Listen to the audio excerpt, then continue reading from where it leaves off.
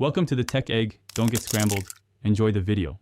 In this video, I will explain how to play Merge Hexa. To begin, you'll see a hexagonal grid. Your task is to drag and drop hexagonal blocks onto this grid. When 3 or more blocks with the same number touch, they will merge into a single block with the next higher number. The main objective is to keep merging blocks to reach the highest possible number, all while managing your available space on the board. It's a fun challenge. Let's dive into the merging mechanics. For instance, if you combine 3 blocks each showing the number 1, they will transform into a single block displaying the number 2.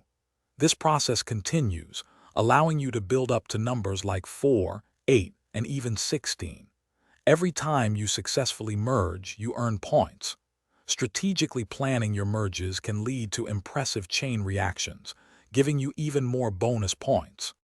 To truly excel at Merge Hexa, strategic placement is key. Always think several moves ahead, considering how each block placement affects your available space.